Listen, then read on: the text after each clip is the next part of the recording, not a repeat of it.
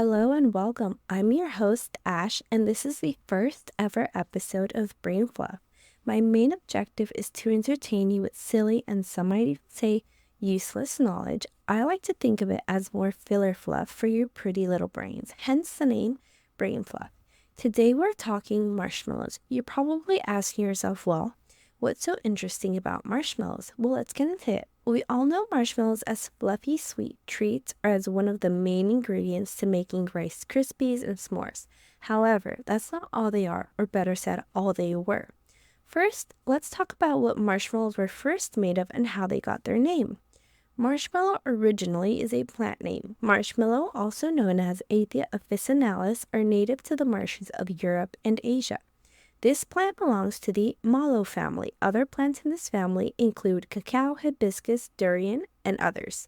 Marshmallow came from combining the plant's name and where it grows.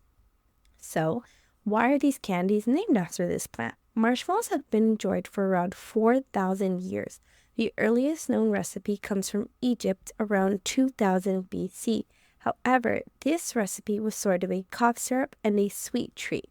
The Egyptians used the root of the marshmallow plant to soothe sore throats, aid in digestion, and treat coughs. They would boil pieces of root pulp with honey until thick, strain it, and let it cool.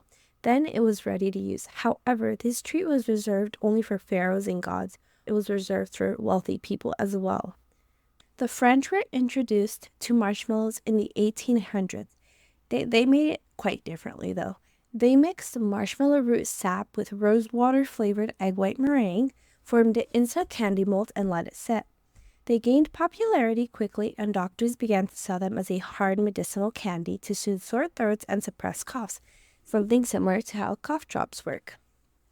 The modern marshmallow that we see today with a squishy texture was created in Illinois in 1948 by Alex Dumas. He created and patented the extrusion process. This process involves taking the marshmallow ingredients and running it through tubes. Afterwards, the mixture is cut into equal pieces and packaged. However, our modern-day marshmallow has had the marshmallow plant completely removed from the ingredients to create the marshmallow treat. Now, marshmallows are made of sugar, corn syrup, and gelatin, plus some air to give it that nice, soft, bouncy texture. On the topic of marshmallows, let's gossip about s'mores. We all know her: biscuit, chocolate, and marshmallow toasted on a fire. Yeah. Before I start, let me just say I found the funniest joke. Maybe it's not that funny. It was funny when I first read it because I didn't realize it was a joke. But I searched how much does the average s'more weigh, but it popped up how much do s'mores weigh on Reddit, and the answer was at least a couple grams, which I didn't realize was a joke at first. So if you didn't catch on, that's okay. Now, how much does the average s'more actually weigh? I genuinely have no idea, but I can tell you how much the largest s'more ever made weighed. It weighed exactly 267 pounds. How about where the s'more name came from? The name s'more is a contraction of some more.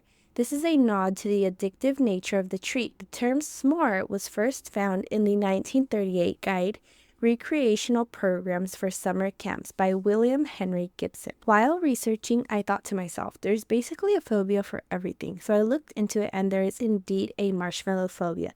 It is called althiophobia. The phobia is often caused or onset by the gooey texture of the marshmallows. Now, marshmallows happen to be an astronaut essential. Well, I don't know if it's actually an essential, but they have been used by astronauts in a couple occasions, but not as a treat. Some astronauts have used marshmallows as nose plugs to help with pressure changes that may hurt their noses. The air pockets in marshmallows expand in low pressure. This causes the marshmallow to grow. This allows them to still breathe with no damage to their nasal cavities. We talked about s'mores a couple sentences ago, so let's talk about the amount of marshmallows that Americans buy each year. The amount is the equivalent to 1,287 gray wells.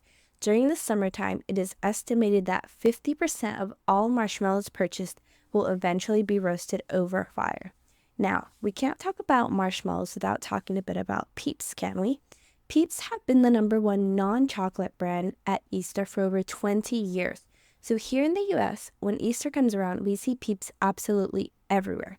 Now, how many are there really? According to the Food Network, Just Born, the company that makes Peeps, produces 5.5 million Peeps every single day, totaling to 2 billion a year. That's enough Peeps to circle the Earth 2 whole times and a half. The Peep company name, Just Born, happens to have a pretty cute origin story. The founder, Sam Born, used to display his latest confections in his store window as Just Born instead of Fresh or Just Made. It was also a play on his last name being Born. The brand actually bought the Rhoda Candy Company in 1953. With this, it inherited a line of marshmallow products. This included the famous Easter Peep, which was still being made by hand at the time. Each Peep took 27 hours to make by hand using a pastry tube. Today, thanks to technology, it takes about 6 minutes to produce one. So that's a time cut of 270%.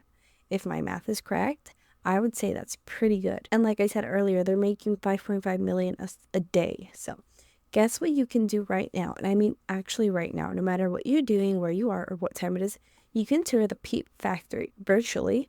This is pretty cool to see. I went ahead and took the tour beforehand. And I'm also going to add the link in the description, so be sure to check it out if it interests you. Now, let's backtrack and talk about candy in general, not just marshmallows. The word candy came to use in the 13th century. It comes from the Arabic word qandi.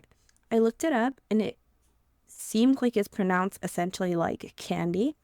So what this word means is made of sugar. Actually, most of the vocabulary we have for sweets comes mostly from ancient cultures in Asia, Africa, and North and South America.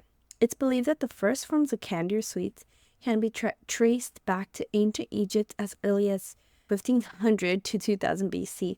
The Egyptians used honey as a sweet base to mix fruits and or nuts into it when they were craving something sweet. However, the candy we consume nowadays can have a variety of different sweet bases, such as sugar, aka sucrose, corn syrup, corn sugar, molasses, and maple sugar, as well as honey. Sugar, also known as sucrose, is the most common sweetener used now. So, what exactly happens when we eat sugar? Sugar is made up of carbon, hydrogen, and oxygen atoms. This would put it into the carbohydrates group along with starch that is made up of the same 3 elements. In different quantities, of course, carbohydrates are essential to humans and happen to be our main source of energy. However, added sugars are not unessential. Sugar is an umbrella term.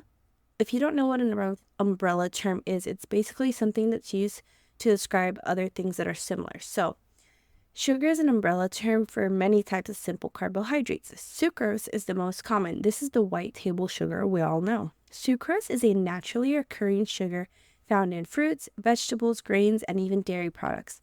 Now, when we digest sugar, enzymes in our small intestine break it down into glucose. The glucose is then released into the bloodstream, making its way into the tissue cells in our muscles and organs and converted into energy. Now, although our bodies need sugar and glucose to create energy, that does not mean candy is necessarily good for you. Candies, pastries, sodas, and other store-bought treats contain added sugars, whereas fruits and plants contain natural sugars, which is a type that our body does need. So there's your little health fact for now. Let's get back into candy. So think of your favorite candy, whatever it may be, whether it's M&M's, Albanese gummies, Starburst, gummy worms, Snickers, lemon heads, jelly beans, Gushers maybe. Well, there's a renowned world favorite. Based off of Knickers' last update on May 27th of this year, Snickers is the most popular candy in the world. You can see the sources they used on their page getnucks.org. So let's talk a little bit about how Snickers came to be. They happen to tie in perfectly with our last topic, being that they contain nougat, which is relatively similar to marshmallow. Basically, you can take either sugar or honey, add egg whites, and whip it to add air into the mix, just like with marshmallows. Snickers have been around for almost 100 years, a century. They were first introduced by Mars in 1930. The chocolate was named after the favorite horse of the Mars family. I also saw that it might have been the first horse, but he could be both things. He could be their first and their favorite.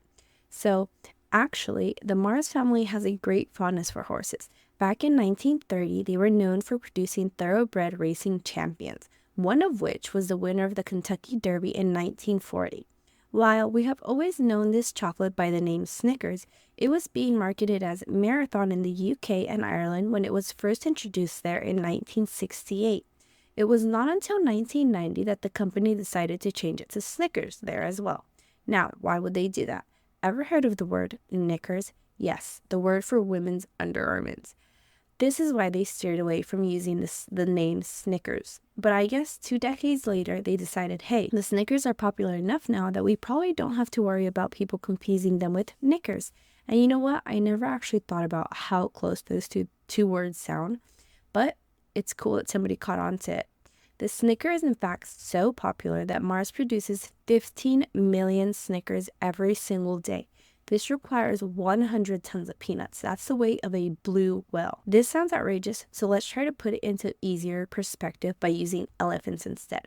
So, the average elephant, depending which kind, whether it's the Asian, the African bush, or the African forest elephant, weighs between 2 to 7 tons. So that amount of peanuts is the weight of about 14 of the heaviest elephants. Anyways, moving on. Should we just talk about elephants now? I think yes. Elephants happen to be the largest land mammals on Earth. Maybe that's why they're used as reference a lot to put extremely big or heavy things into perspective. Maybe, who knows? Elephants not only weigh actual tons, but they're super tall as well. Maybe that's an oxymoron, but I just thought I would mention it. The tallest elephant can stand up to 13 feet tall. Now, there are technically, I think, 3 species of elephants. I actually named them all earlier, if you can recall: the African bush, the African forest elephant, and the Asian elephant. But we're just gonna say the African and the Asian elephant moving forward, because a lot of different websites just cite 2 elephants. They seem to mash both type of African elephants into one category, so we'll just do that. The African bush specifically is the largest land mammal. The Asian elephant takes second place, and the African forest elephant takes third place. Male African elephants reach their full height much later in life, around 35 to 40 years of age. That's basically a midlife crisis, because all of a sudden you get this huge growth spurt. I would be panicking.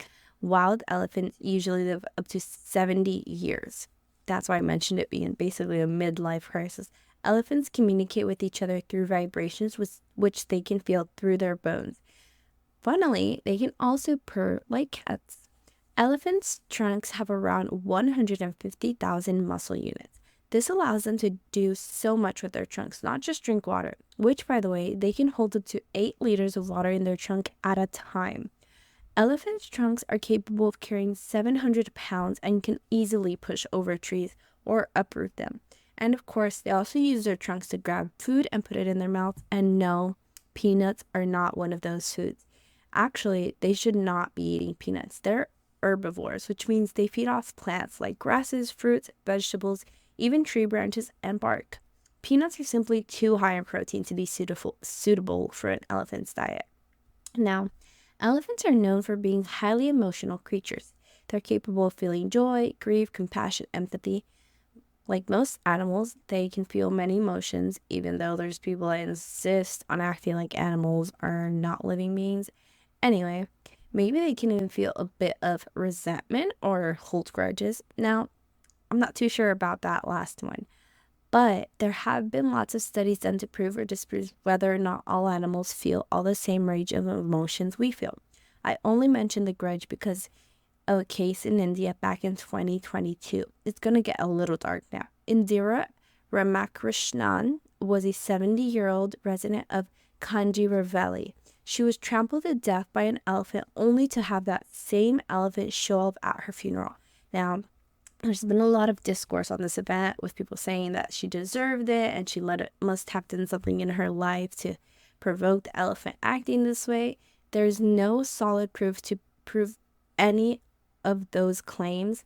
There's even been Reddit threads where people say she was from a group of poachers and so many different things. There's no proof on any of that, so I'm not going to take this as a laughing matter. I just thought I would mention it as a small little fact on emotions. And I think that's where we will end it off today. Thank you so much, those of you that stayed through the whole episode. I know it may not be the best Please do keep in mind it's my first episode. I'm still learning how to edit, how to properly speak into the mic, how to keep my voice even, and just how to do everything in general. So thank you so much for those of you who stayed. I really appreciate you.